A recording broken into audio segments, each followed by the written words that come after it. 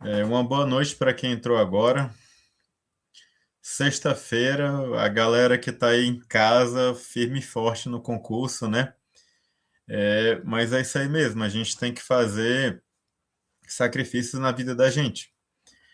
Quem está aqui, quem não está aqui online, a gente também entende que ou tem um compromisso, ou trabalho, ou está cansado, ou está botando o filho para dormir, fazendo jantar, alguma coisa do tipo. Mas é isso aí. As aulas vão ficar gravadas, tá? A gente vai passar um conteúdo bem aqui para vocês. Hoje eu preparei a aula de saúde coletiva e anamnese, a parte de exame clínico.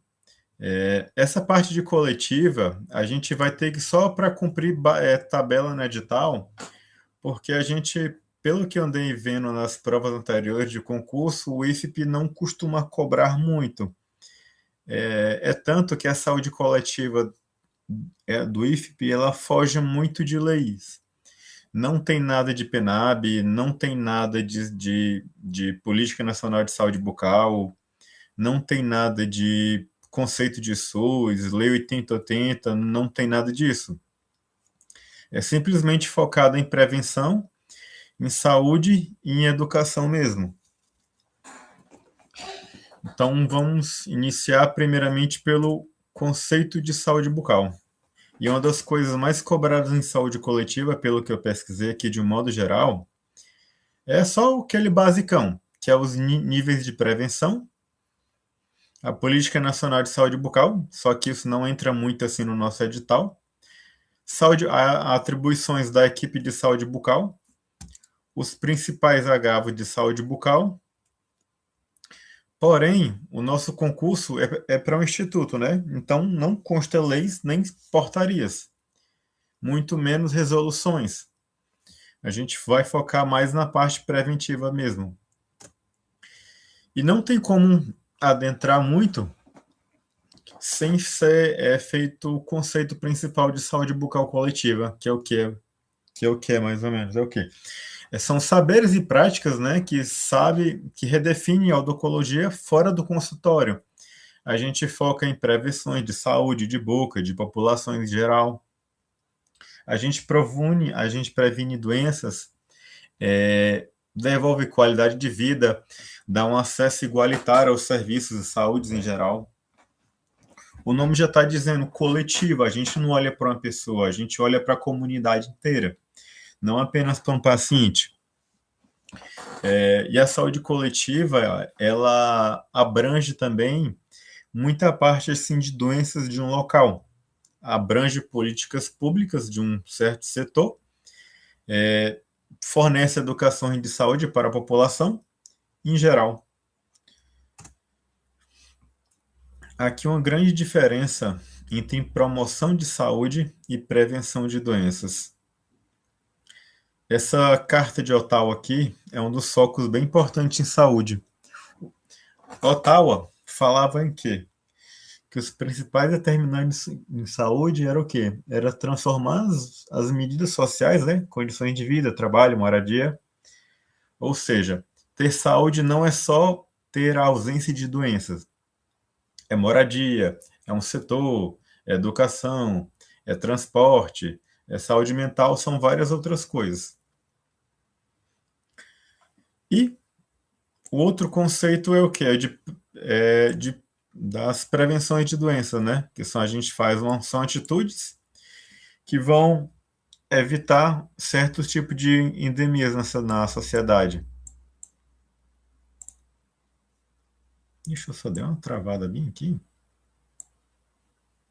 Ah, agora deu certo. E o foco da prevenção da doença é o quê? Ela é evitar alguma coisa específica. Tipo assim, o nosso foco da saúde bucal é evitar cárie, evitar doença periodontal, evitar câncer de boca e outras patologias bucais. A gente vai dar uma pincelada básica nessa parte de saúde coletiva, porque não tem muito o que falar, não. A gente vai falar mesmo porque a gente tem que cumprir o que está lá naquele edital. Eu vou ser bem sincero para vocês, eu não achei questão de saúde coletiva em si. Eu achei questões, mas foi de editais passados, que era da Política Nacional de Humanização, Lei 8080, mas eram coisas de provas anteriores e que não está no edital de vocês deste ano. Gente, não tem como falar de saúde coletiva e não falar dessa Carta de Ottawa. Ela é que dita os 5 pilares da saúde coletiva, que é voltada para o quê? São saúde públicas em gerais, né? Os fatores ambientais, as ações comunitárias, habilidades pessoais, né? Que é ensinar a autonomia das pessoas a desenvolver saúde, e a reorientação dos serviços, que é o que? A gente antigamente tinha aquele modelo é, meio que hospitalocêntrico, né? Era aquele conceito curativista, coisa que não é feito mais hoje em dia.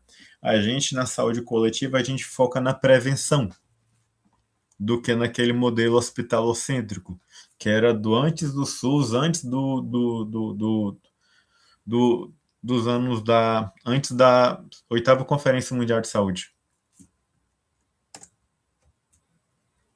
É uma parte assim muito interessante de estudar, mas enfim, a gente tem que estar no edital, a gente tem que cumprir.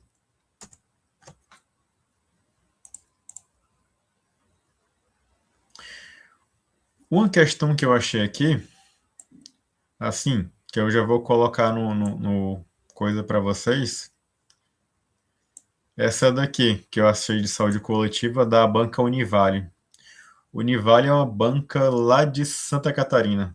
Inclusive, eu fiz um concurso para ela lá de Itajaí. Foi o que eu fiquei em primeiro lugar, mas eu não assumi. Qual alternativa você acha que está certa aqui?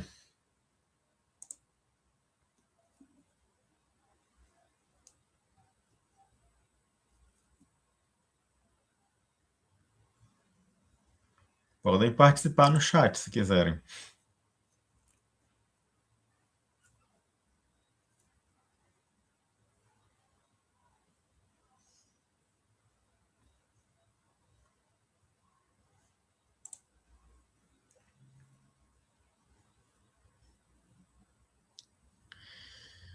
Então, gente, essa banca da Univale, ela propõe essa primeira questão, ela faz bem a parte de promoção de saúde, né?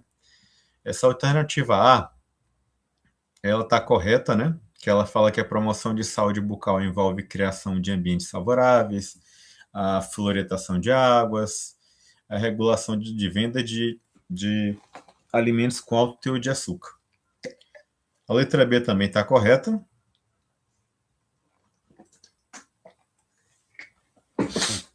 A gente faz no essas estratégias de prevenção secundária também.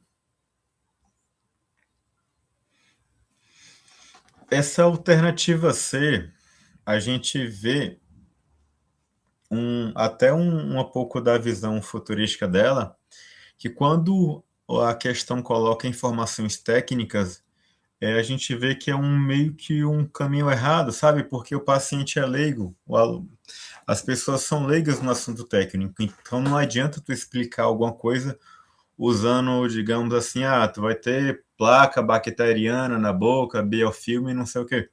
O paciente não vai entender isso. Você tem que falar, respeitar primeiramente a cultura local, né? O nível social do teu paciente lá e explicar com a linguagem que ele vai entender. Então não adianta você usar termos técnicos na saúde bucal, na saúde coletiva, de forma geral. Essa última alternativa de baixo aqui também está correta. Somente esse terceiro item aqui é incorreto.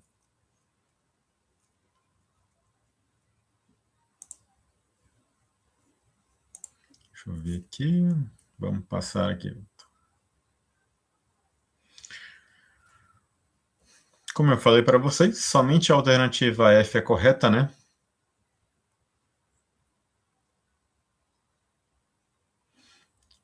Outro item também de saúde coletiva são os níveis de prevenção de Livell-Clark. Isso aqui despenca em prova. É o que? A gente tem praticamente três tipos de prevenção: a prevenção primária, essa prevenção secundária e essa previsão terciária. É o que é mais cobrado. Eu vou ver umas questões para vocês também. Essa primária é aquela que é a prevenção assim de forma geral. É uma alimentação saudável, é uma prática de exercício físico, evitar comer gorduras, manter uma saúde bucal em dias, essas coisas. Isso se chama prevenção primária. Ela é antes da doença, por isso que o nome é fase pré-patogênica, né? Já a prevenção secundária, ela estagna depois da doença, é pós-patogênica, né? Digamos assim, como é que a gente faz para diagnosticar? Lesão de cárie, por exemplo, relacionada à saúde bucal. A gente faz exame clínico, faz radiografias, faz restaurações. Já essa parte da prevenção terciária já é a limitação do dano e das sequelas em si causada pela doença, que é o que? É uma restauração, um tratamento de canal, é um pino, é uma coroa, alguma coisa em si. Geralmente cai questão de prova, geralmente é caso clínico, né, para você correlacionar qual o nível de prevenção de Livell e Clark está relacionado com esse tipo de doença. Deixa eu passar aqui. Bom, é o que eu falei, né? Praticamente é um resumo daquele primeiro quadro, que a primeira parte é só incluir a promoção, né, e a proteção específica de uma doença. Tipo assim, na saúde bucal, a proteção contra a cárie é o quê? A fluoretação das águas, uso de pasta dental com flúor, né, vacinas e etc. A proteção, a prevenção secundária é quando já tem uma doença já instalada, né, e você quer corrigir. Foca no diagnóstico e no tratamento ali imediato, que é uma restauração, uma raspagem, alguma coisa do tipo. A terciária, como a gente já pré-estabeleceu, é o que? É foco na reabilitação, é limitar o dano. É uma coroa, é um canal, é fazer uma prótese, é devolver a função. Esse conceito quaternário é uma coisa mais recente, né? Que é, digamos assim, é fazer coisas desnecessárias com o paciente. Medicamentosas, são coisas excessivas.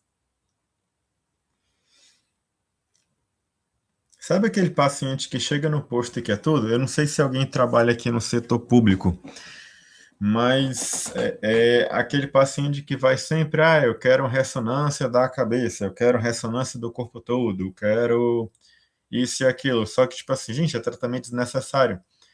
Paciente que, eu quero remédio para isso, eu quero tomar vitamina, eu quero não sei o quê. Esse é um conceito bem moderno que às vezes eu não achei também questão desse tema, dessa prevenção quinquenária também. São coisas, na verdade, está relacionada a doenças mentais.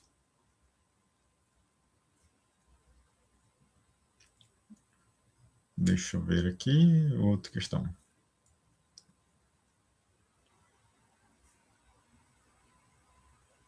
Sim. Essa questãozinha aqui de prova também que eu achei, com relação aos temas de Livell e Clark.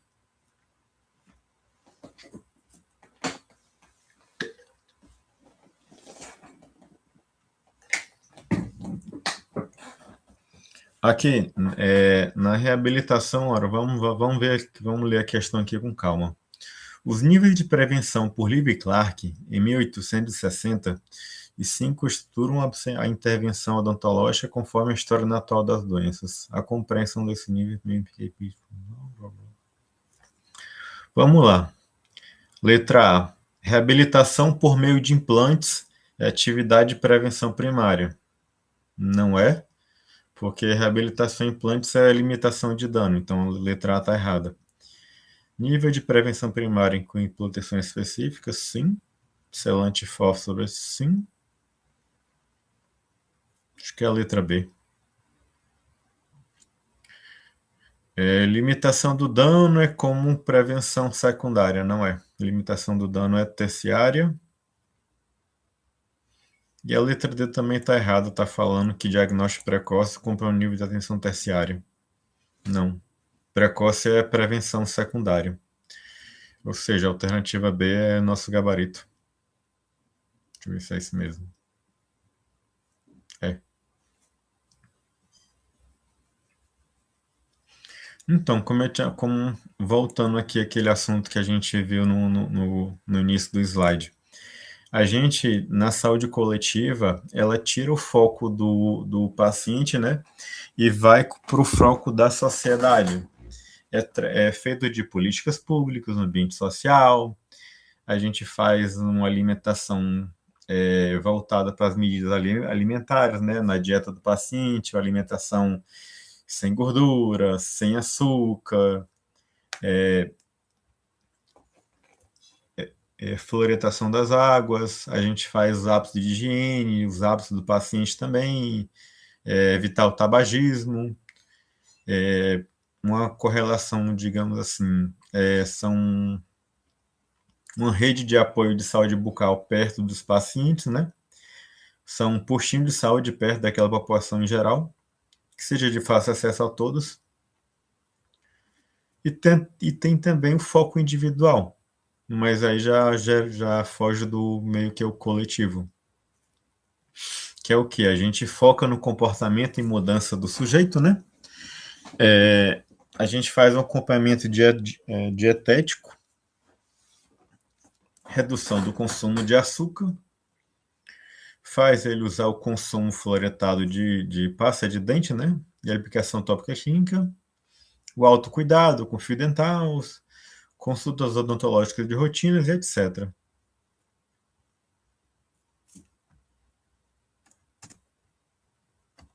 Deixa eu ver aqui. A parte de epidemiologia, que é muito importante também na parte de saúde coletiva, eu achei interessante colocar para vocês,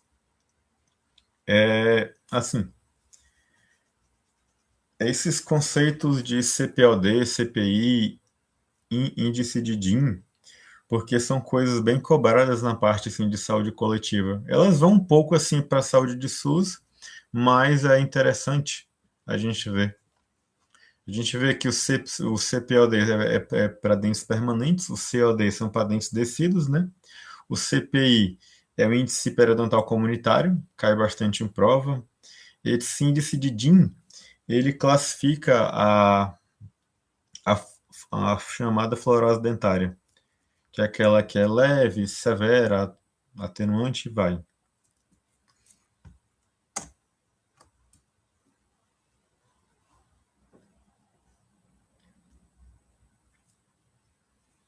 Conceitos práticos que a gente colocou também é o conceito de endemia, né? Endemia é uma doença que é constante numa região. Digamos assim, ela já faz a parte da rotina do local. Digamos assim, eu vou lá para a região norte. Região norte, qual é uma doença que é endêmica de lá? É a febre amarela naquela região ali. Malária em algumas coisas do Brasil. É tanto que se você vai, vou lá para o interior do Amazonas, vou lá para o interior do Pará, as- tem aquele signo, né, que você tem que tomar a vacina da febre amarela antes, e esperar uns 10 dias para poder viajar para esses lugares. É uma doença que já está lá, já é conhecida, é daquela região. O surto nada mais é que, digamos assim, como fosse um boom de uma doença. Tá numa creche municipal e lá teve um surto de piolho nas crianças de lá. São conceitos bem básicos, mas que caem em prova também. Assim, teve um surto de diarreia na escola, na creche, intoxicação alimentar, fizeram um macarrão, uma maionese, alguma coisa lá do tipo.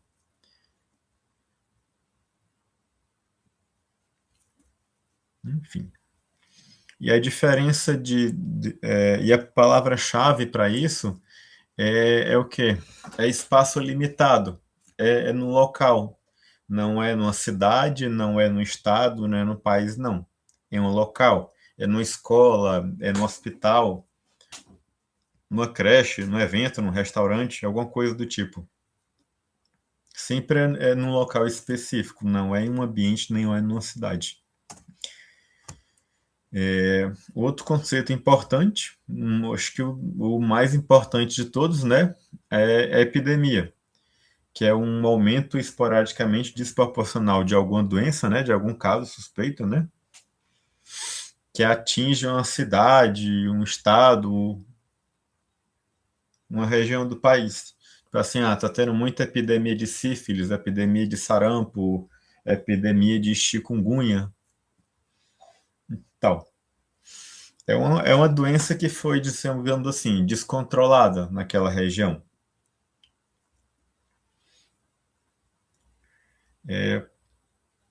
E já a pandemia é uma epidemia, só que de uma escala global. Ela vai passar continentes, passar países, a gente passou pela pandemia do Covid, né? E a gripe do H1N1. E a palavra-chave da pandemia são múltiplos continentes. São escala global, ela vai para vários países. Uma doença, tipo assim, que a gente pode falar que é uma pandemia, a AIDS também. A AIDS também é uma doença a nível pandêmico, que ultrapassou os países. Aí aqui um resumo bem comparativo, tá?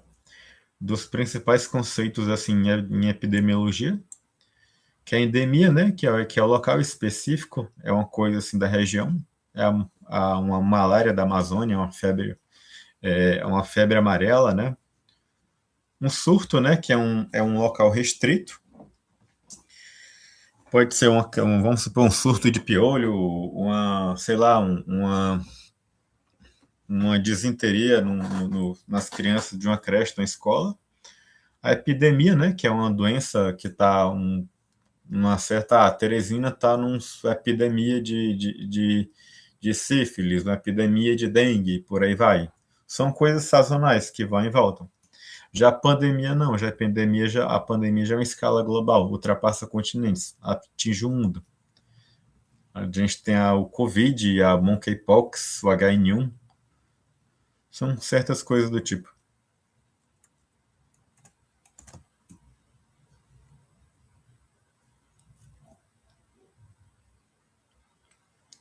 Aqui são trechos que eu tirei daquele caderno de atenção básica, o caderno 17 de atenção básica do SUS, que é assim, que o campo de prática da saúde bucal, ela vai muito limites da boca, né? Que a gente olha só, são ações diferentes, né? Que a gente pratica, são áreas do conhecimento de diferentes virtudes, que vão participar da saúde bucal em si. São intervenções que a gente faz que mudam ambientes, mudam pessoas. A gente faz parcerias também com escolas, com empresas, com diversos setores, para a gente devolver saúde e mostrar saúde. São ações intersetoriais, no caso. Como é que a gente faz? A gente desenvolve, faz a parte social, né? A gente faz também a parte do saneamento básico, incentiva a florentação das águas, a gente faz campanhas de combate ao fumo, a, o álcool, né? Aqueles grupos lá de tabagismo de comunidade, aquele Alcoólicos Anônimos. A gente faz campanhas incentivando dietas saudáveis, aquelas campanhas de saúde do trabalhador. Enfim, são coisas que promovem a saúde de um modo geral. Intersetoriais são modos, são ações que, digamos assim, estão relacionadas a meios que desenvolvem a saúde, mas não a saúde em si. E as ações educativas, né, que a gente faz em saúde bucal nas escolas, que é para o quê? Para desenvolver a autonomia, a gente faz para que as pessoas repliquem aquele tipo de educação neles.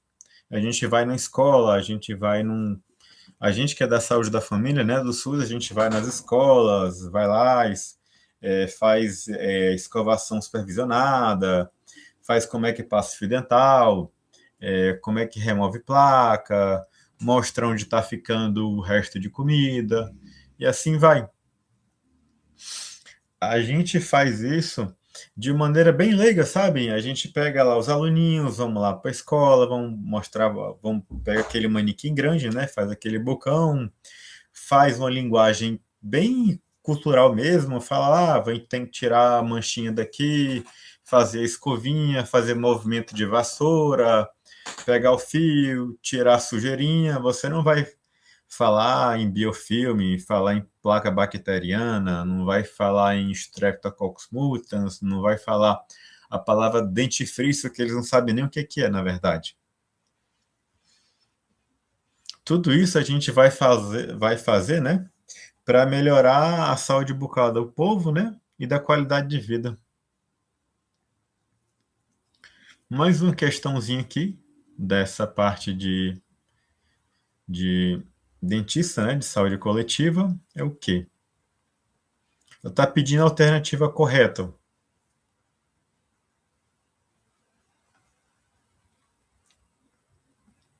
A letra A já está falando assim, desconsiderando saberes e experiências de cada indivíduo. É o que a gente comentou no início. A gente tem que ver a cultura local, ver as experiências de cada um. Digamos assim, você não vai numa escola e ou então você não vai numa aldeia indígena desconsiderar os saberes que eles aprenderam, o que eles, a gente tem que aproveitar o que eles sabem e anexar informações a mais de cada um para somar informações, na verdade, né? A gente corrige o que é errado e soma as informações que ele já tem com as nossas para formar um conhecimento em saúde bucal. A gente não foca em nada extremamente curativo, né? Isso aqui já é o modelo passado, a gente foca mais em preventivos. A gente também não transfere essa total responsabilidade ao paciente, pelo seu adoecimento, tem também recuperação. O meio já está dizendo, é o coletivo, é o profissional mais o paciente. A alternativa D é o nosso gabarito, né, que é a nossa função, que é promover a conscientização e empoderamento dos indivíduos. Esse empoderamento quer dizer o quê? Que ele é o dono de si, ele tem autonomia para fazer as coisas. A gente tem que incentivar eles a fazer saúde bucal, a desenvolver uma dieta, cessar hábitos deletérios, né? Que é tipo assim, um tabagismo, o etilismo, essas coisas assim. E a participação ativa na promoção de saúde, reuniões de saúde bucal na escola, nas praças, igrejas, essas todas que acontecem também em cidades pequenas.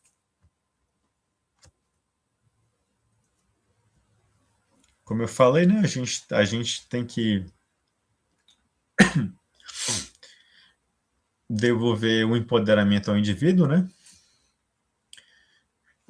para se tornar uma pessoa consciente de si e cuidar dele, para ele cuidar da sua própria saúde.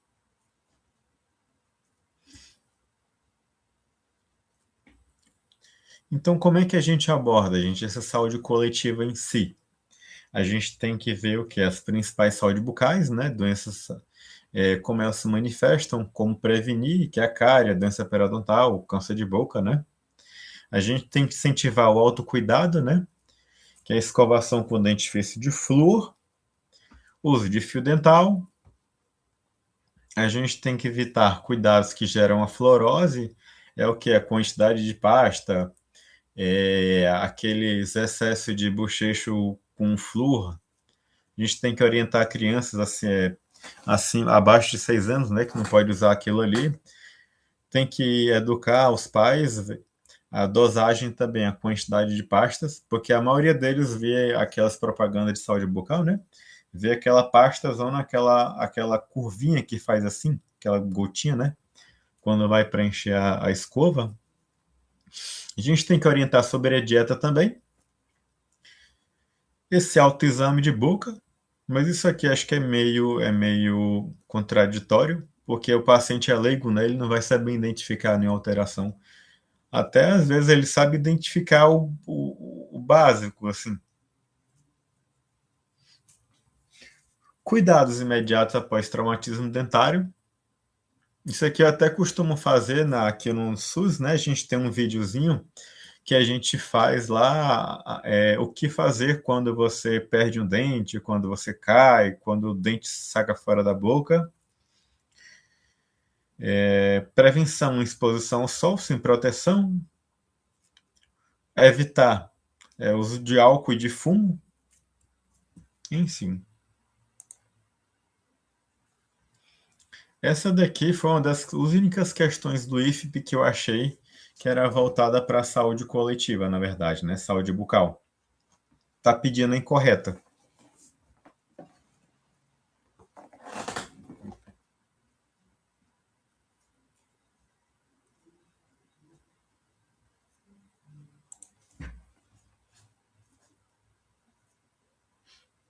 Vocês estão conseguindo ver esse slide passando aí? Tá todo mundo quieto. Não sei se é o meu chat que não tá falando nada, alguma coisa do tipo.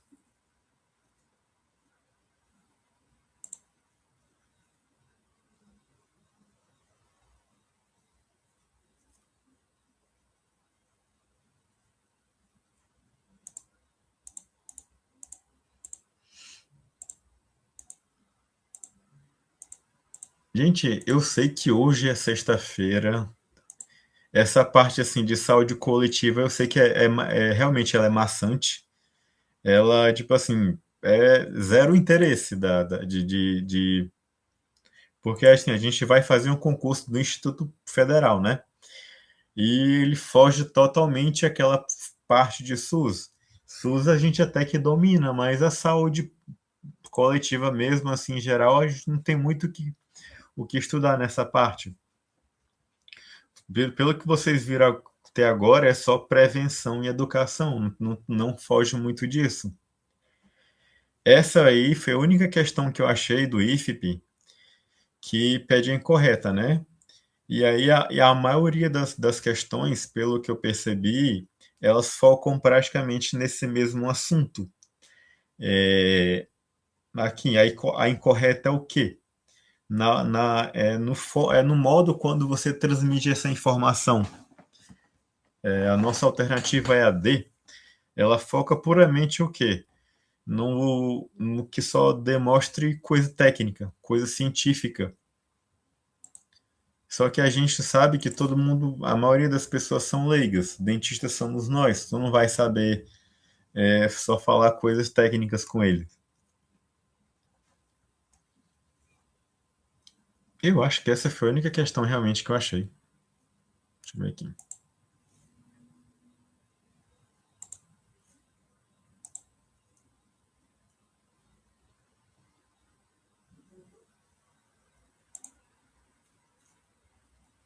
Deixa eu ver se tem mais alguma coisa. Bom.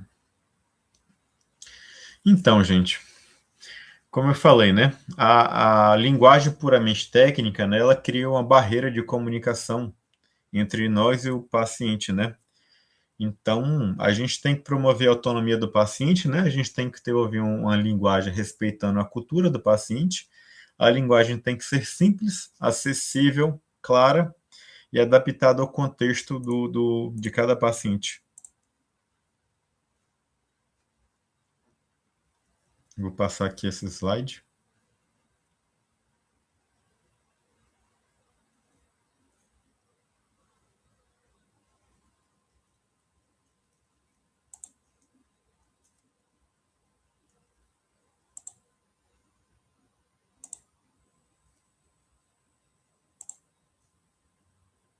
Uhum. Cadê esse cara? Está passando aqui? Peraí. Ah, tem mais uma questão aqui também. Mas essa foi para o cargo de técnico de saúde bucal. Deixa eu ver o que é que tá pedindo aqui. Tá pedindo a única alternativa correta. A letra A já tá errada, né? Porque, tipo assim, quando a gente vai falar com um certo público, a gente não pode falar a mesma coisa para um adulto e para uma criança. Então a gente tem que considerar, sim, as diferentes etapas da vida dele, né? Da idade. A letra B. Respeitar a cultura. Tá.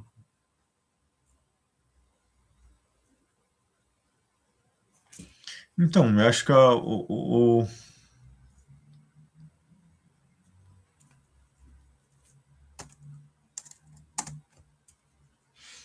como a maioria das questões focam, elas praticamente de saúde coletiva batem nessa mesma tecla, que é da linguagem popular, né? Tem que ver a cultura do paciente.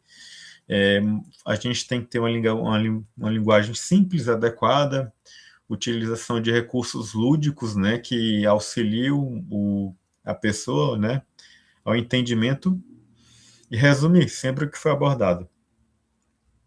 A letra C está errada, porque a gente tem que considerar, assim, a individualidade. E aqui está dizendo que a aprendizagem deve ser passiva. Não, é ativa com todo mundo. A saúde bucal é detentora do conhecimento, sim, mas ela tem que encorajar o paciente, né, a ser ativo em suas decisões. Tem que dar aquele tal do empoderamento que a gente viu em outros slides.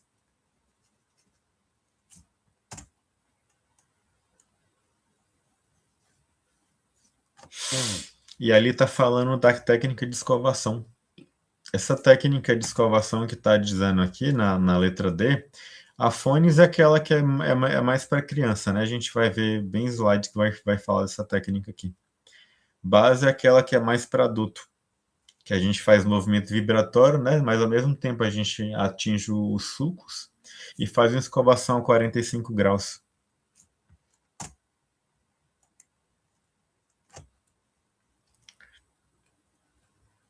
Mais uma vez, o que a gente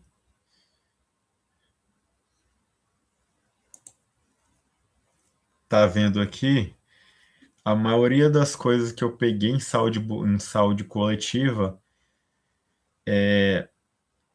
batem sempre o mesmo assunto: é respeito à individualidade, contextualização das diversas realidades, respeito à cultura local, respeito à linguagem popular para encaminhar para uma construção de conjunta prática, né? A gente tem que ensinar esses pacientes a terem uma autopercepção de saúde bucal e a gente tem que ter uma reflexão sanitária para esses pacientes terem decisões relativas à sua saúde. E a gente tem que usar metodologias adequadas para cada situação e para diferentes grupos sanitários. Estão perguntando aqui se esse slide vai ficar salvo. Vai sim. Se eu não me engano, acho que eu mandei para a plataforma por suporte para postar lá na página de vocês. Mas de vez em quando eu tô dando uma alteração nesses slides aqui.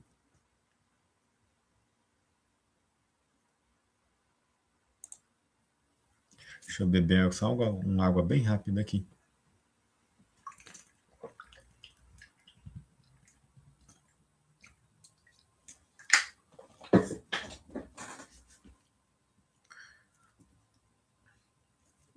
Eu não sei em que botão que eu cliquei que eu não tô vendo mais meu rosto aqui nessas fotos.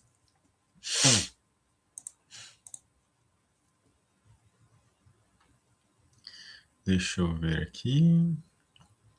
Qual que eu vou botar aqui agora?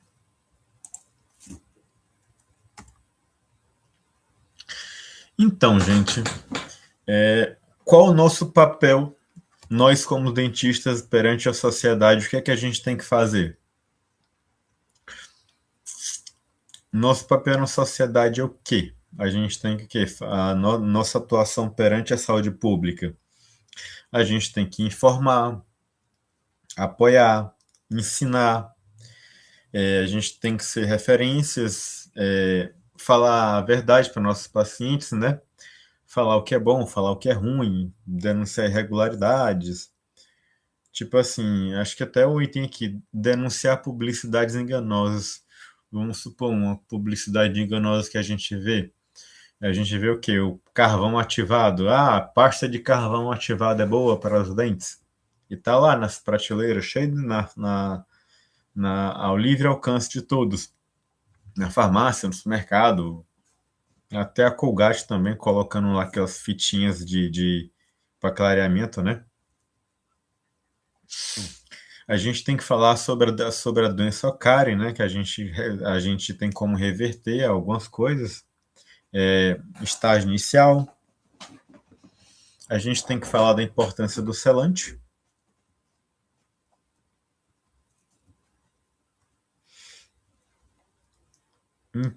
Quando que usar esses selantes? Na verdade, a gente usa selantes naqueles pacientes que estão com aqueles primeiros molares, segundos molares, que estão ali em infraoclusão, que estão ali naquele esmalte mais poroso, que estão mais frágil.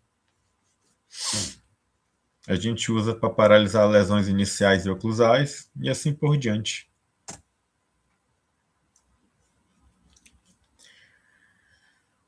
Não, isso aqui não é importante, eu botei, mas vamos lá. A gente tem que falar das nossas atribuições de saúde bucal, né?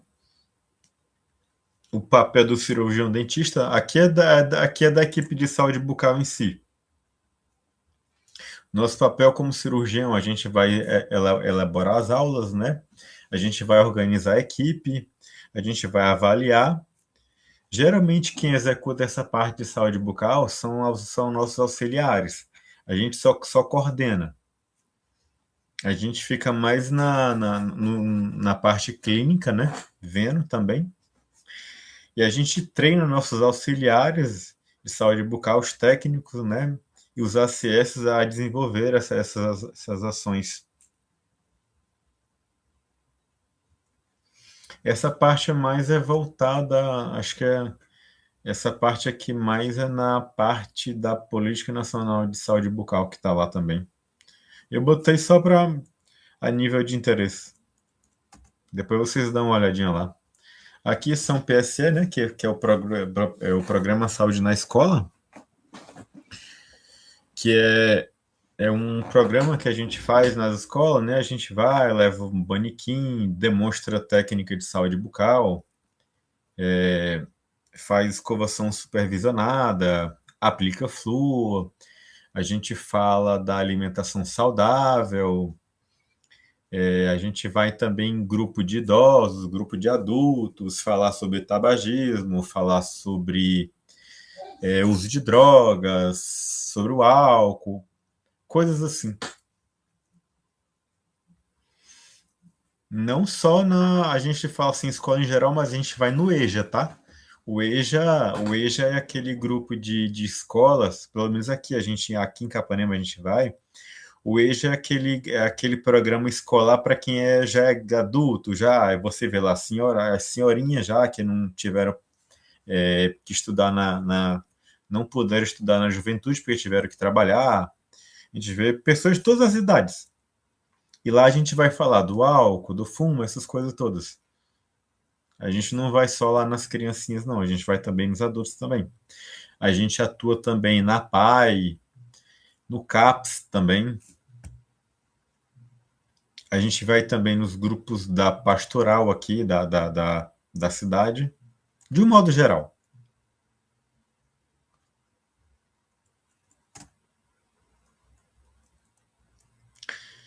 E como é que a gente faz isso? A gente vai um diagnóstico, né? Define nossos objetivos. Como é que a gente planeja assim uma educação em saúde bucal específica? Isso vale para todos os setores lá. Aí vamos supor que a gente vá lá na escola municipal, a gente faz um diagnóstico lá, a gente vê o perfil dos pacientes. Se tu for numa escola particular, o perfil é um. Se tu for numa escola, numa creche de bairro, o perfil é outro, né? A gente tem que ver os objetivos. Numa escola pública, pelo menos, né? A gente vai lá, que a gente vai fazer escovação supervisionada, a gente vai fazer flúor, a gente vai fazer exame clínico, etc. O que é que a gente vai usar como recurso? A gente vai usar o manequim lúdico, vai usar o bocão, vamos fazer slides. A gente executa como? A gente executa essa parte lá, a gente faz escovação supervisionada com as crianças, né? Faz aplicação de flúor. Em algumas situações a gente aplica o TRA, mas como rotina mesmo, a gente seleciona um grupo vamos supor lá, de criancinhas que são adeptas e podem fazer o TRA, né? Mas lógico, tudo isso que a gente está fazendo tudo mediante termo de autorização dos pais.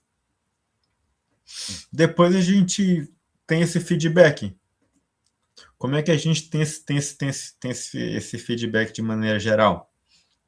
Digamos assim, eu trabalho num bairro X e eu vou trabalhar na creche do lado do meu postinho de saúde. A gente fazendo essa educação em saúde lá, a gente promove saúde, a gente evita que aquelas criancinhas tenham mais cáries, né? E evitam uma, que quando elas forem no consultório, não tenham tanta cárie quando a gente deixasse de ir lá. E até um resultado que a gente teve também é que, assim, que a cada 100 crianças que a gente via, eu acho que umas 30 ou 40% tinha problema de saúde bucal. Mas a gente mandava a cartinha para os pais, eu acho que se 10% voltava com autorização para fazer o tratamento era muito. Então a gente tem, eu não sei se era ou displicência dos pais, ou é porque os pais não podiam sair do trabalho, né, para levar a criança, enfim. É meio que complicado. A gente tem aqui a parte de saúde bucal, né? Isso aqui é o principal exame de saúde bucal do Brasil. Aqui são dados comparativos, né, que foi o feito de 2010 e o de 2023. Uma análise comparativa. Aqui o de 2010, a gente teve uma queda, né, comparada no nível de 5 anos. Esse índice, geralmente o índice que é mais cobrado em prova é esse índice de 12 anos, que é o CPOD médio, né? Que aí, 2010 foi 2,07, né? E o Brasil está numa condição de baixa incidência de cárie, né? O de 2023 foi um índice de 1,8, foi bem mais baixo. A gente teve menos perdas dentárias comparado ao de 2010. Ou seja, a gente teve uma melhoria com relação à saúde bucal. Mas por que que houve essa melhoria em saúde bucal? Mais acesso à saúde pública deu uma melhorada, né? Depois do programa Saúde da Família, que teve consultório de rua, foram feitas mais equipes de saúde bucal, foram implantados CEL em diversos municípios também. Teve esses programas de saúde na escola. Aqui são dados que teve também, que antigamente o quê? 53% eram livre de cáries. Atualmente, né? Antigamente era 46%. Os 78% do COD, que é o que? A cárie não tratada, teve uma grande queda também.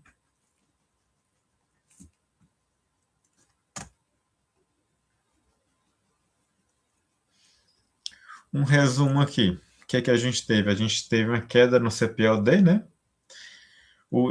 Como eu falei para vocês em resumo, o Brasil ficou com os países lá em baixa prevalência de cárie, né? Segundo os padrões da OMS internacionais.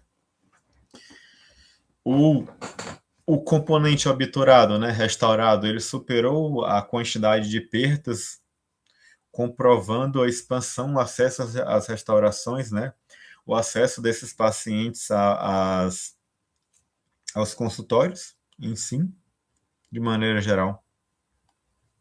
O maior poder de acesso aos pacientes no consultórios de UBS, de CEL, de escolas, etc., por aí tudo.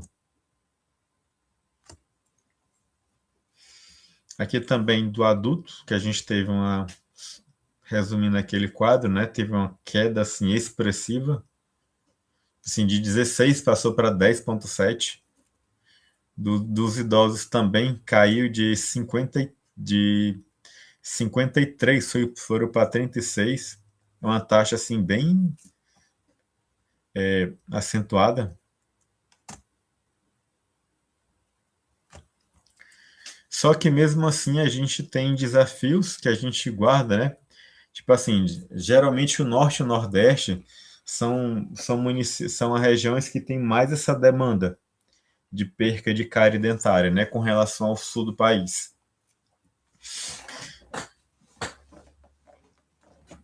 E tipo assim, mesmo com essa queda do edentulismo, né? Que a gente viu nos gráficos, a gente tem uma certa procura no SUS também, nos gráficos de saúde bucal. E o fortalecimento da atenção primária, como eu falei, através desse programa desse Brasil Sorridente, né? A gente teve uma maior quantidade de acessos, a gente foi uma maior, esse avanço da saúde coletiva, a gente vai nas escolas, a gente vai em creches, a gente vai em órgãos filantrópicos, né? A gente vai no Pai da Vida, a gente vai em asilos, a gente vai em casa de repouso, vai em todo lugar.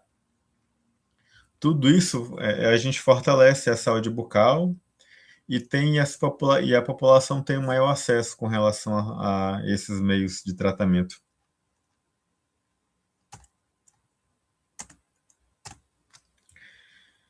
Bom, eu sei que essa parte de saúde pública é bem chatinha de coisar, hum, porque não é muito foco do IFP, mas a gente fala porque tem que bater o edital mesmo.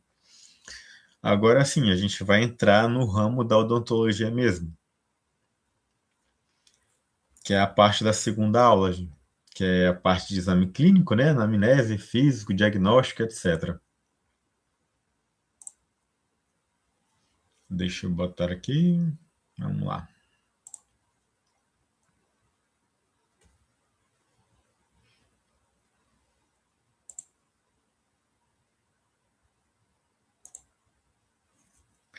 Então, gente, para uma questão logo de início aí para vocês responderem.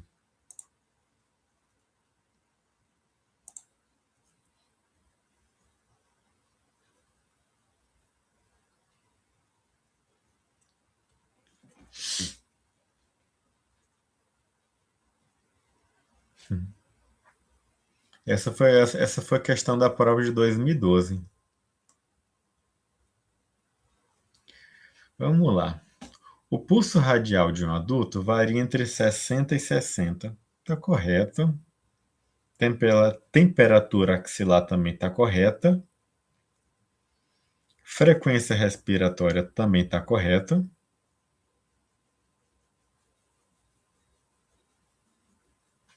Letra D. Olha só. São considerados hipertensos os pacientes com pressão sistólica. Vamos lá, tem dois tipos de pressão, a sistólica e a diastólica. Atualmente essa pressão mudou. Antigamente a gente era considerada 12 por 8 era a pressão normal, hoje em dia não é. Hoje em dia tem que ser abaixo disso. Mais do que isso já é a chamada pré-hipertensão.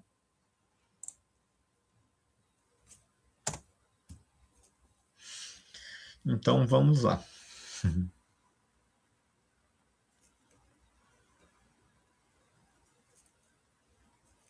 Então, como eu falei para vocês, né? Peraí. A hipertensão é aquela que é superior a 130, né? Que é a pressão sistólica.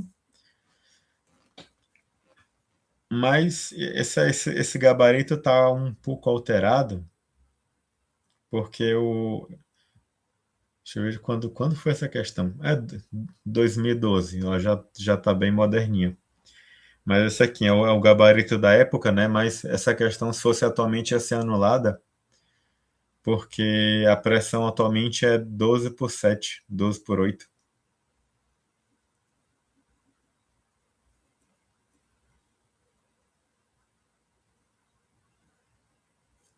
Então, vamos lá. O conceito aqui de anamnese. Anamnese, gente, é a base da consulta odontológica inicial. Ela tem pelo objetivo o quê? A gente colhe informações, né, para formar um diagnóstico preciso. A gente já começa a anamnese desde quando o paciente já chega na porta do consultório. A gente, quando recebe o paciente, sim, a gente já vê ele assim de uma maneira correta. A gente tem mania de só querer olhar a boca, mas não. Na anamnese, a gente é composta por, em média, essas 5 perguntinhas. A gente coloca lá os dados do paciente, né? Idade, profissão, essas coisas todas. A queixa principal, que a gente faz com as palavras dos pacientes. A história da doença dele, né? A gente pergunta lá, se eu está com dor de dente desde quando, começa a dor. A gente faz a história pregressa, né? Que é o quê? A alergia, se ele tem alguma doença na família, alguma coisa do tipo, né?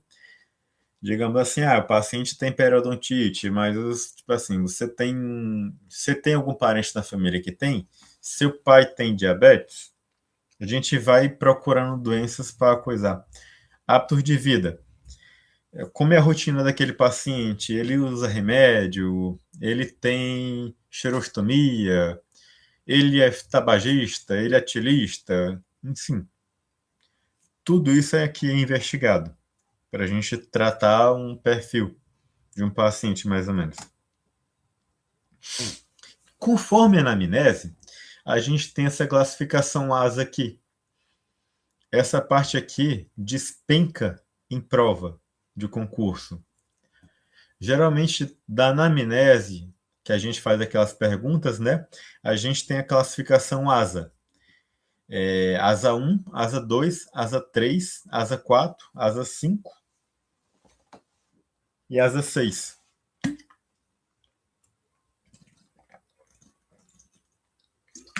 ASA 1 é aquele paciente que não tem nada. É zero risco de saúde. Aquele paciente saudável, sem ansiedade, sem risco mínimo, né? A gente exclui o quê? Paciente muito, muito, muito jovem, né? E muito idoso. A asa 2, já que é aquele paciente com doença sistêmica, só que a doença dele já é controlada. Qual o público de paciente asa 2? Os pacientes idosos, maior que 65 anos, aqueles pacientes que são extremamente ansiosos, aqueles pacientes que têm asma, paciente que tem aquela dor no peito, só que controlada, né? Aqueles pacientes que tiveram um infarto agudo do miocárdio maior que 6 meses, aquele paciente que tem portador de distúrbios convulsivos, né? Ataques epiléticos, só que controlado. O paciente tem a doença, mas é tudo estável. O ASA 3 é aquele paciente que tem a doença, mas a gente pode tratar, mas com precaução. É o que? É um paciente obeso, uma paciente gestante. A gente, só um adendo aqui. Uma coisa que eu acho que eu até botei aqui em negrito. Gestante, vocês estão vendo que está nesses 2 quadros aqui. A gestante está tanto em asa 2 como em asa 3, só que difere. Gestante no primeiro e segundo trimestre, ela está com asa 1. A asa 2, perdão. Por quê? Aquele primeiro trimestre da gestante, ela está naquela fase de formação. É o segundo trimestre, aquele trimestre mais tranquilo, então ela ainda é asa 2. Aqui também, a diabetes mellitus tipo 2 tá como asa 2. Já quando a gente vai para o asa 3, aqui aparece a gestante, só que a gestante está no seu terceiro trimestre. Como é esse terceiro trimestre? Ela já vai estar com a barriga grande, a barriga vai pesar, você não pode colocar ela naquela posição supina, porque vai dar aquela hipotensão postural nela, né? O diabético tipo 1, aquele paciente que praticamente é insulino-dependente, o tipo 1, ele já é classificado como asa 3. A gente tem que ter essa diferença. Pressão arterial maior que 160. Aquele paciente que apresenta cansaço leve ao fazer um exercício, né? Aquela dor no peito, insuficiência cardíaca congestiva, né? Aquele paciente com DPOC, aquele paciente hemofílico, aquele paciente que teve infarto agudo do miocárdio com intervalo menor que 6 meses, aquele paciente que teve convulsão frequente, paciente de tratamentos oncológicos, né, também. O principal do sistema do ASA tipo assim, é avaliar o paciente em si, para ver se ele aguenta o estresse odontológico, entendeu? Tudo isso aqui a gente vai ver na anamnese, vai ser naquelas todas aquelas perguntinhas que a gente faz. A gente faz todas as perguntas aqui, a gente vai classificar ele na anamnese. Esses três tipos de asa a gente consegue atender no consultório. Já o paciente asa 4 não. Qualquer tratamento eletivo é contraindicado. Quando é que a gente vai atender esse paciente? A gente vai atender só a urgência mesmo e quando for vai ser em ambiente hospitalar. Quais são esses tratamentos? Quais são esses pacientes que são? Paciente com higiene instável, aquele paciente que tem dispneia só de caminhar, aqueles pacientes que têm muita falta de ar, aqueles pacientes que têm a pressão acima de 20, aquele paciente que usa O2, oxigênio contínuo, né? A gente só faz o beabá ali, digamos assim, o paciente chegou assim no consultório, medica. Se for fazer intervenção, é só em âmbito hospitalar. O ASA 5 é aquele paciente que está ali só paliativo, a gente vai só dar uma dignidade para ele. Eu via muito isso quando eu fiz meu curso de odontologia hospitalar, que eu ia para. Eu fiz em São Paulo pela São Leopoldo Mandi, que a gente ia para a Santa Casa de Misericórdia, na UTI, no Hospital lá de Santa Bárbara.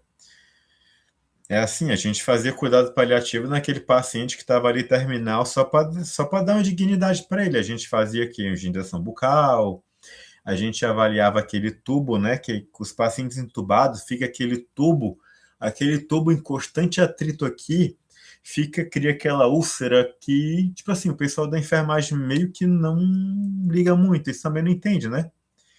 A gente olhava a boca daqueles pacientes, sabe aquela candidíase que você passava um gás e vinha parecendo assim um requeijão? Infelizmente estava assim.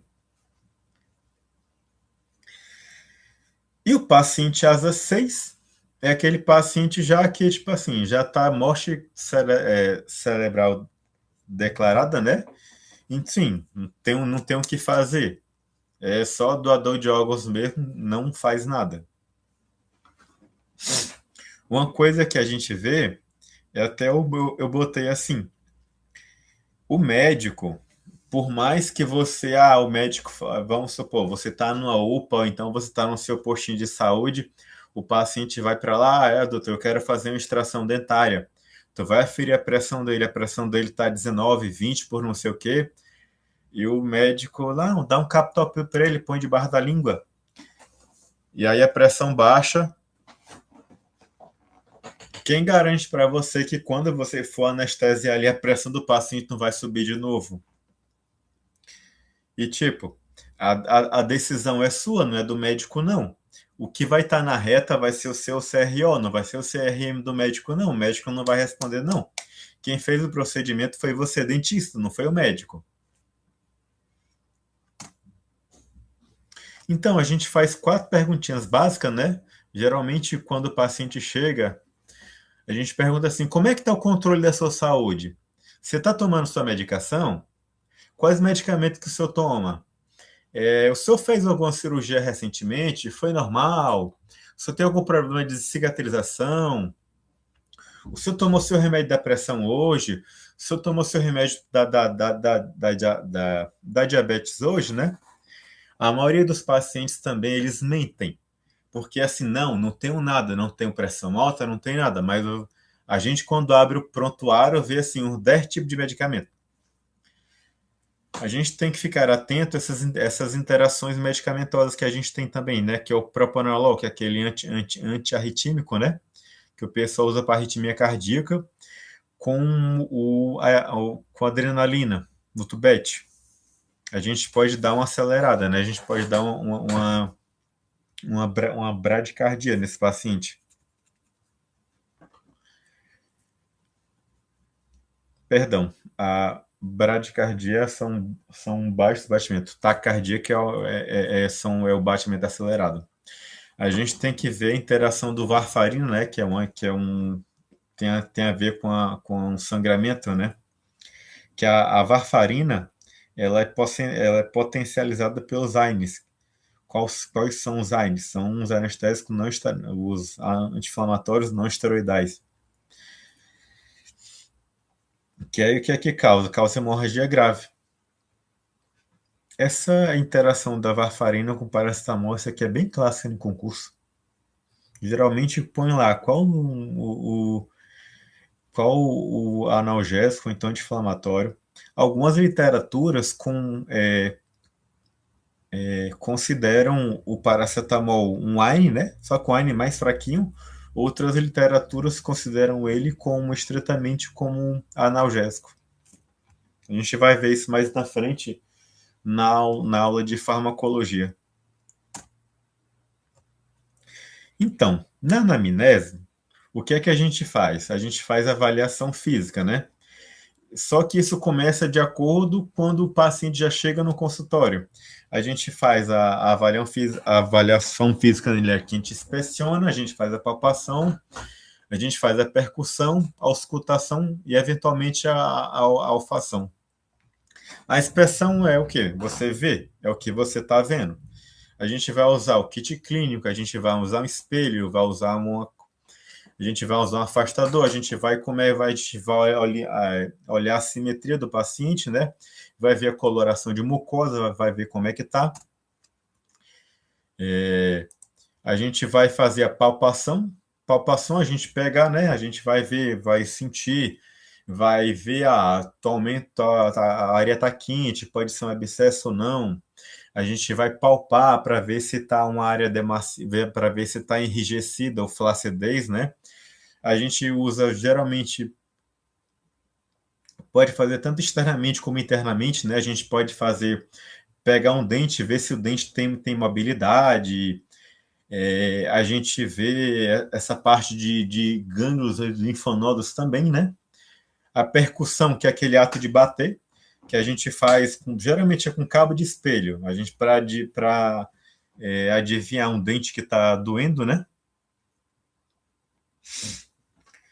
Geralmente a gente difere quadros periodontais de quadros endodônticos pelo espelho, né? Geralmente o periodontal ele tem aquela percussão horizontal, já uma dor de origem endodôntica é mais aquele na percussão vertical. A gente vai fazer a auscultação está mais ligado à TM, né? que a gente geralmente a gente recebe muito pacientes e tá, tipo assim, a gente pega muito paciente com queixa de quando eu abro quando eu abro a boca um pouquinho a mais, eu escuto uma crepitação, eu escuto um estalido, eu escuto um rangido. É bem comum. Olfação, a olfação tem a ver, mas assim, a gente vai trabalhar com cheiros e odores característicos, né? A gente que trabalha muito no SUS, a gente chega aquele paciente que já abre a boca assim, tu vai já ver aquele problema, paciente que tem problema periodontal, tem acúmulo de placa, tem aquela higiene precária, tem aquela saburra igual, então tu já vê aquela litose bem forte. Ou então, quando tu vai fazer um acesso, né, que tu bota a broca lá dentro, quando a broca sobe aquele cheiro, aquele odor que tu vê, tipo assim, meu Deus, o dente já tá em necrose, aquele cheiro característico, né? E sim. E aqui, a parte prática, né? Como é que a gente faz essa vista dos sinais vitais no anamnese, né? A gente faz a palpação.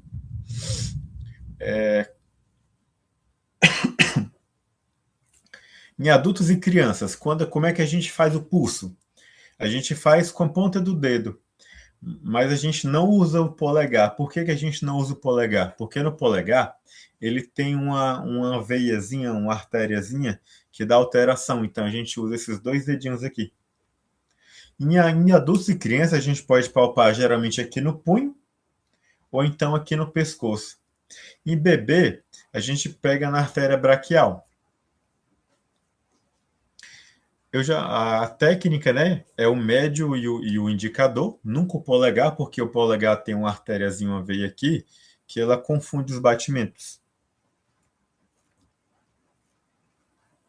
Aqui eu botei aqui em amarelinho para vocês como é que a gente faz, né? A gente avalia geralmente de conta de 1 até 30, né? E multiplica por 2. Essa frequência bem aqui é interessante que ela geralmente é cobrada em concurso do, como é que seria isso? Essa frequência cardiológica, geralmente bebê, os batimentos deles são mais acelerados. Criança de 2 anos também, de 2 a 10 anos, tem um pouquinho maior.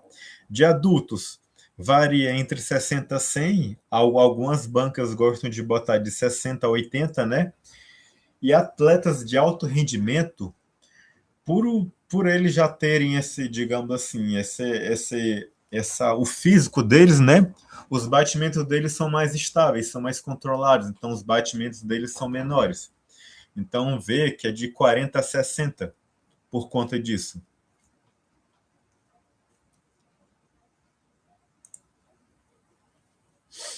A gente também tem que avaliar a frequência respiratória, né? Nesses padrões. Tipo assim, os bebês geralmente sempre tudo de criança geralmente é para mais, entendeu? Então os bebês ele tem uma frequência respiratória bem maior que a de adultos. E quando a gente for avaliar, a gente não avisa o paciente, a gente só observa. A gente deita o paciente na cadeira, né, e observa geralmente aqui essa parte do tórax, né? A gente leva e baixa. Isso você olha, você não olha e conta, não fala para ele. Aí tem um termo aqui, né? Quando a frequência respiratória geralmente é baixa, a gente usa o termo bradipneia, brad é baixo. E quando está aumentada, a gente chama taquipneia. Taquipneia, geralmente a gente vê aquele paciente que está bem assim, aquele paciente que tem bastante ansiedade, que senta na cadeira quando você vai fazer uma extração, alguma coisa do tipo, ele já fica com aquele batimento já cardíaco bem acelerado, você vê aquela respiração bem ofegante, bem comum. Aqui eu botei no segundo quadro, né, a gestante, né? Gestante geralmente tem dispneia e taquipneia, geralmente por causa do bebê que está dentro da barriga dela, né? A gente tem também essa síndrome da hipoventilação, que geralmente é taquipneco. Essa respiração de Kussmaul é uma coisa que é bem cobrada em diabéticos, né? É clássica de concursos. Guardem esse nome, respiração de Kussmaul. É um sinal clássico, é um sinal clássico, é um sinal clássico de quem tem diabetes.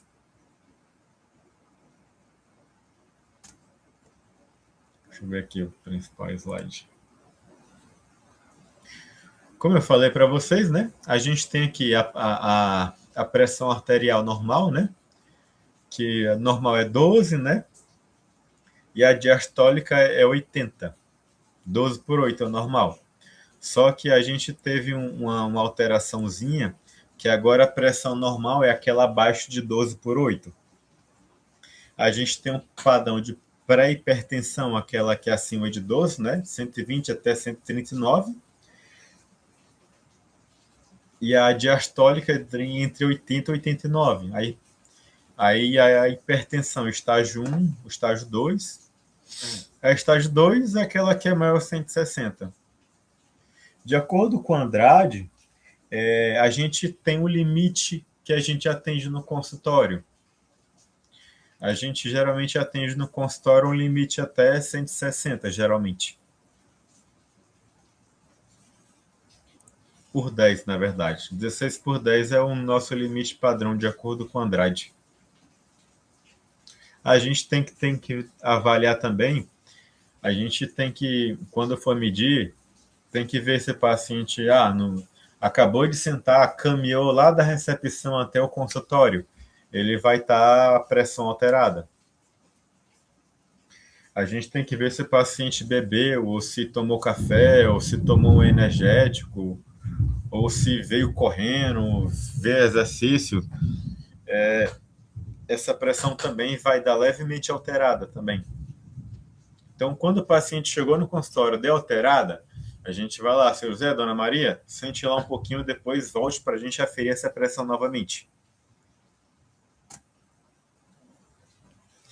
Eu coloquei aqui uns slidezinhos de, de, de exames necessários que geralmente a gente pede no consultório a níveis laboratoriais. São quase 10 horas. Então, olha só. A gente pede, geralmente isso aqui é o básico, né? Quando vai fazer não é nosso padrão de consultório pedir, a gente pede geralmente uma suspeita. Um paciente toma S, toma Marevan, toma Clopidogrel, toma 500 comprimidos lá que altera a circulação, que mexe com o sistema de coagulação do paciente. Aí a gente costuma pedir um hemograma, né? Paciente diabético, todo descompensado, que você pega naquela fitinha lá, tá 300, 400. A gente pede a glicemia dele, né? A gente pede também a sorologia para HIV, geralmente quando a gente correlaciona com alguma doença ali de imunidade, né? Paciente que tem candidíase que não se trata, paciente que está ali com sarcoma de Kaposi, paciente com, com leucoplasia pilosa negra, várias coisas, né? O coagulograma a gente pede também para esses pacientes que falam que já na minha última extração sangrou bastante. Eu passei 2 dias sangrando muito, que eu cuspia bastante. Então a gente pede para esse padrão de paciente. Aqui eu botei do lado, né? São exames geralmente para quem pede a nível hospitalar, que é só a nível de conhecimento geral de vocês mesmo. Aqui é a parte que faz só um valor mesmo de referência para vocês, né? Quando é que cada um está alterado, né? Não faz muito parte da rotina odontológica, eu botei só a nível de conhecimento. Essa parte de leucometria, né? Aqui vai avaliar a parte de de leucócitos do paciente, né? Quando é que ele tem uma leucocitose? São leucócitos aumentados. A gente vai investigar uma infecção bacteriana, né? Geralmente são coisas agudas, uma resposta inflamatória ali. Quando a gente está uma leucopenia, que são leucócitos baixos, né? A gente tem que ver aquele paciente se ele está imunossuprimido. Ou ele toma um imunossupressor, geralmente uma ciclosporina, sei lá, uma virose, alguma anemia, alguma reação grave, né? Sim. E aqui eu botei uma curiosidade para vocês, a sepse, né? Que dá também essa leucopenia alterada, né? Aqui, uma coisa também que dá bastante diferença também na parte do hemograma, né? São os neutrófilos. Neutrófilos são as principais células, né? Que estão lá em infecções bacterianas, hemorragia, essas coisas todas, né? Os linfócitos, que são as principais células que estão ali em doenças virais agudas.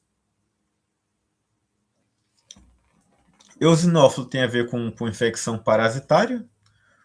O basófilo tem a ver com leucemia, com varicela, com alguma coisa do tipo. Ele não é tão interessante, não aparece tanto aqui. Esse aqui é um que a gente pede bastante lá. A gente pede para ver a hemostasia do paciente, né? A gente pede o coagulograma completo, geralmente. O nível de plaqueta ideal é entre 150 a 400 mil. A gente tem, geralmente, quando o paciente está com essa plaqueta alterada, o que é que as plaquetas fazem? Geralmente, ela aumenta o tempo de sangramento da gente. E aí, geralmente, a gente não faz cirurgia quando as plaquetas estão abaixo de 50 mil. Quando está entre 50 mil ou entre 150, a gente usa técnicas de contenção, né? A gente usa uma gase, uma compressão. A gente pode fazer uso também do. Ai, cara. Gente, como é aquele remédio?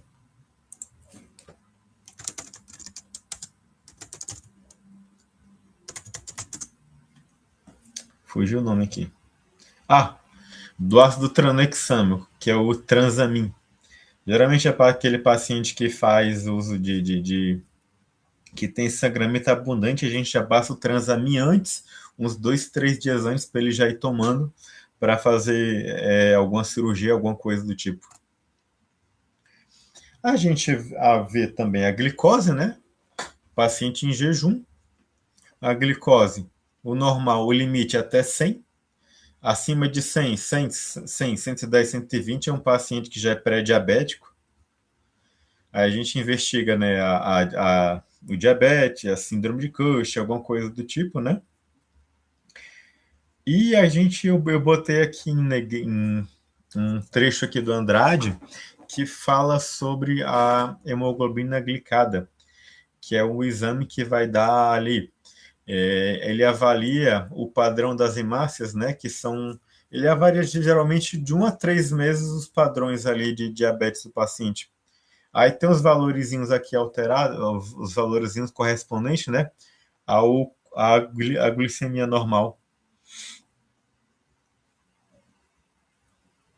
Eu nem estou enxergando.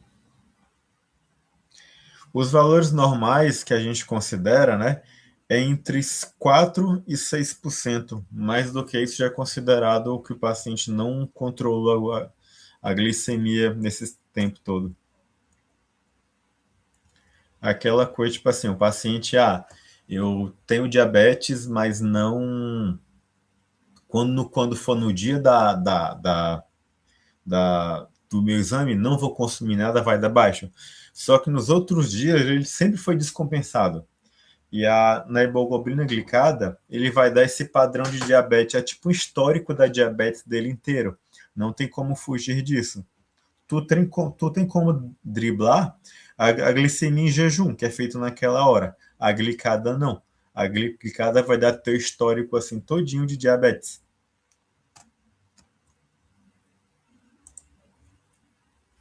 Aqui são um outro exame, né, de cálcio e fósforo. Geralmente a gente tem que ver é, essa parte aqui desses exames. A gente vai correlacionar com aquela com aquele item que é manifestação de doenças sistêmicas, né? Quando tem o cálcio e fósforo muito alterado, a gente pode pesquisar o hiperparatireoidismo, né? Ou então aquela parte de tumores ósseos. A gente pode ver também uma hipovitaminose de vitamina D. Quando tem altos índices de fosfatase alcalina, a gente tem que ver também, pesquisar a doença de Paget, né? E alguns tumores ósseos, né? Aí a gente aqui bota o TGO e TGP, né? Que a gente pode ver como é que tá o fígado do paciente, né? Essas coisas todas. Não, isso é um basicão. Geralmente o que cobra mais em concurso tá essa fosfatase alcalina aqui, que é com relação à doença de Paget. E deixa eu ver aqui mais. A hepatite B, que a gente vê a doença ativa, né? E esse anti-HBS geralmente a gente faz para ver se as vacinas que a gente tomou tá fazendo efeito. E essa ausência do anti-HBS negativo, né? Significa que aquele teu ciclo vacinal não fez efeito. A gente tem também a sífilis, né? Que a gente faz o VDRL, né? Que ele vai falar que ele vai dar positivo entre 2 a 3 semanas, né? Depois que aparece aquele cancro, que é aquela ferida, né? No local de inoculação.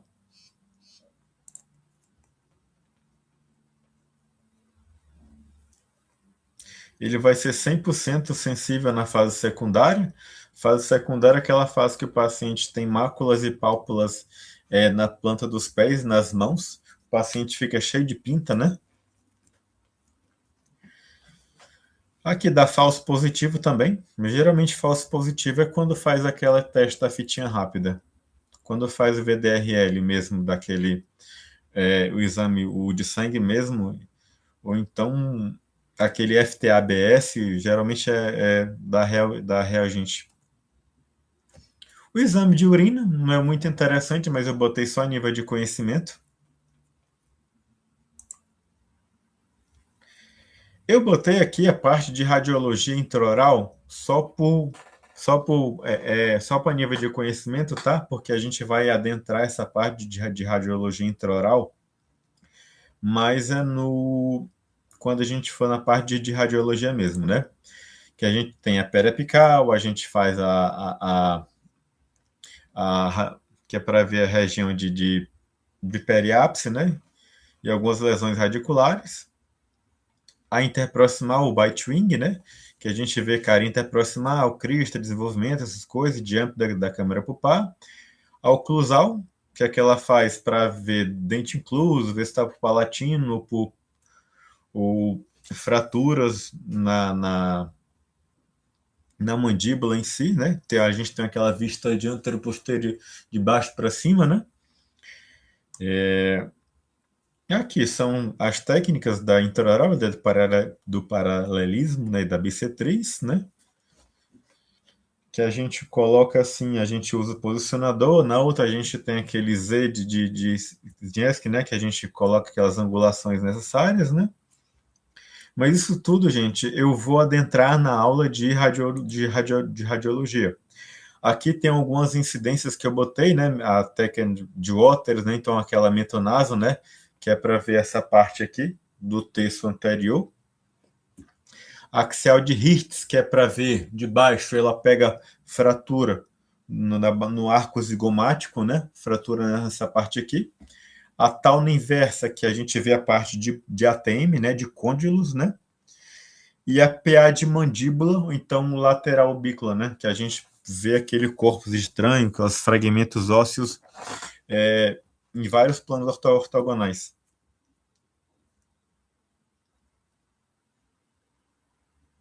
A gente vê um paciente nessa visão aqui. Aqui eu botei a tomografia com NB, né, que é aquela que a gente faz, que é para ver planejamento de implantes, ou ainda uns canais radiculares, alguma doença óssea, alguma fratura, alguma coisa assim. A ressonância magnética, né, que a gente utiliza mais para ver na parte de ATM, né, algumas neoplasias de glândulas salivares também. As ultrassons, que a gente vê tecidos mole, né, que a gente vê celulite, essas coisas todas. A cialografia, que a gente vê praticamente os ductos e glândulas salivares, né? A gente vê o ducto de Stensen, né, que é o da parótida, glúteo de Wharton. A gente vai avaliar cialodenites, né, que são infecções nos ductos das glândulas, síndrome de Sjögren. É uma coisa que eu vi bastante é a localização da regra de Clark, né? Essa aqui eu vi bastante em prova. Aquilo, tudo que acompanha o feixe está por lingual e tudo que vai em movimento contrário está por vestibular. Técnica de Miller-Winter, né? Que é para a gente ver geralmente a terceiros mandibulares na mandíbula, né? Que a gente faz um periapical, mas a gente faz um periapical comum e mais um oclusal, só para ver aquela posição dele, né? Aqui é aquela ver a variação de Donovan, né? Que a gente coloca o filme no sentido obículo, assim. Gente, a gente já tá. Tem umas questões aqui. Eu vou deixar esse slide para vocês.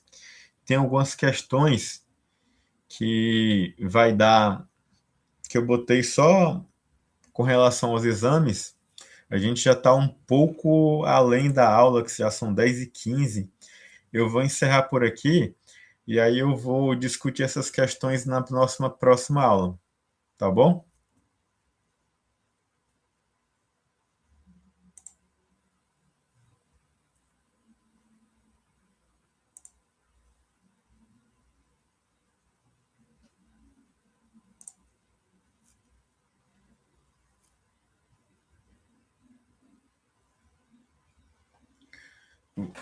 O slide eu vou mandar naquele nosso grupo lá. Eu não sei se teve pessoas que entraram agora que eu tinha mandado lá também.